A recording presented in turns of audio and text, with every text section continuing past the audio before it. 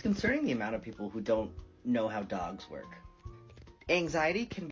Okay, let's unpack this a little bit. So, this creator with a very large following and no background in behavior or dog training has made a really bold and incorrect assertion. Before we get into that, I'm Gabrielle Johnson and I own Best Life Dog Services. I have my bachelor's degree in psychology and sociology, and I'm a certified dog behavior consultant specializing in aggression and nervous system dysregulation, which includes things like trauma, chronic stress, anxiety disorders, and hyperarousal. I often work with and have clients referred to me by veterinary behaviorists and other medical professionals. One of the reasons that I was so shocked to see this take from this creator is that this creator is often talking about the experience of autism. And this take is actually really, really dismissive of what anxiety is. And that surprises me given the context of this account. And I wonder perhaps if there is a breakdown in understanding the difference between anxiety in dogs and anxiety in humans, which is there's not much of one. Mammalian nervous systems are very similar to one another, and humans and dogs share a lot of the same brain stuff. Dogs can be diagnosed with anxiety disorders, such as generalized anxiety disorder, just as humans can. And this isn't just something that we're doing willy-nilly. What this means is that the diagnostics that we use for humans have been adapted to another species and then validated for that species.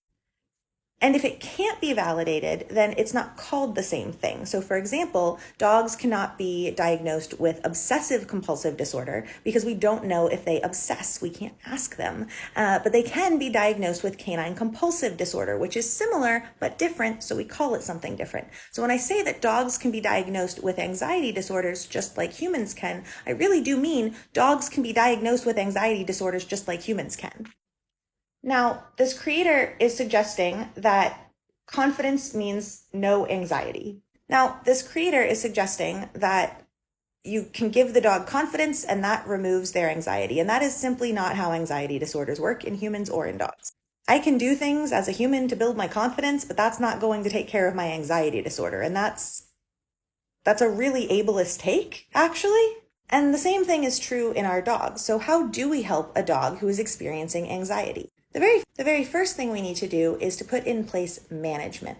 The very first thing we need to put into place is management. So a dog who is anxious is experiencing high levels of stress hormones, potentially toxic levels of stress hormones. And that's not just problematic behaviorally, it's also problematic emotionally, mentally, and physically. We know the impacts of chronic stress in humans, and those apply to our dogs as well. So we need to get those stressors under control. And that can mean things like sound dampening options, window film, taking a break from walks, or switching up the time of day or place of our walks. It can mean not touching the dog without consent. It depends on what is making the dog anxious, but we need to go through and reduce their stress. We need to give the stress hormones time to come back down to a baseline. And when a dog is going into fight, flight, freeze, fawn, or fidget, it can take up to 72 hours for those stress hormones to go back down to normal. And a dog with an anxiety disorder, their normal baseline is already too high anyway. Then we need to make sure that we are addressing needs appropriately and find out where our gaps are in our ability to meet the dog's needs, because often anxiety is going to limit some of what we can successfully do with our dogs. This includes a vet check. A lot of dogs with anxiety have pain. Most dogs with anxiety have pain or GI issues, and those need to be addressed. Not with a behavior consultant, with a veterinarian, a nutritionist, a specialist. These are people who should be working collaboratively with you and your behavior consultant. It also includes things like hygiene, which includes things like sleep. Many of my clients are not getting developmentally appropriate sleep. It means addressing things like mental stimulation, social interactions, physical exercise, sensory stimulation, outlets for species typical behavior, the dog's ability to self-regulate, their resilience, their independence, their physical safety, their sense of safety that we might call security, their attachment needs. And it's not as simple as checking a box. We need to figure out what is appropriate for this individual dog based on all the things that make them an individual dog.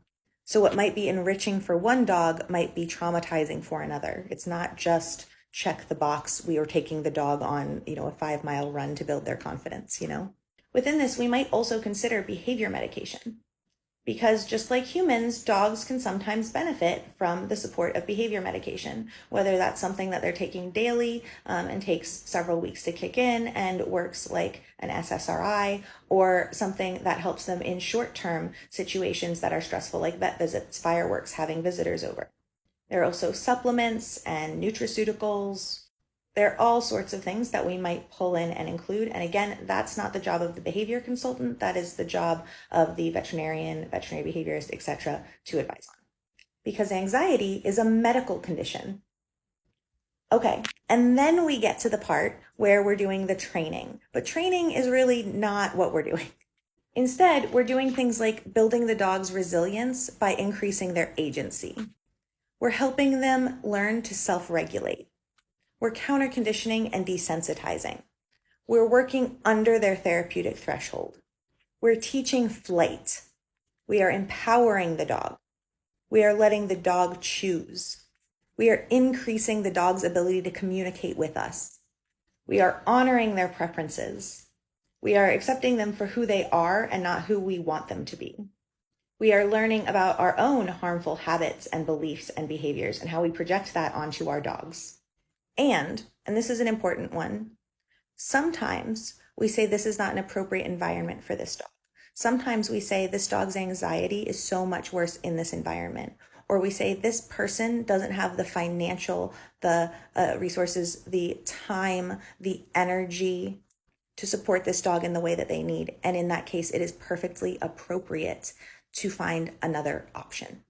When we shame people into thinking that they have to keep a dog above all else, even if it is destroying their life and destroying the dog's life, we set them up to fail. It's ableist, it's classist, and it's racist. People are doing the best they can with the information they have at the time, in the environment in which they are trying to survive. And there are a lot of us just trying to survive right now. Shaming people into keeping pets that they are not equipped to handle is how people and dogs end up living really miserable lives together. And I say that as someone who has had to do some wild things to make sure that their dogs are taken care of.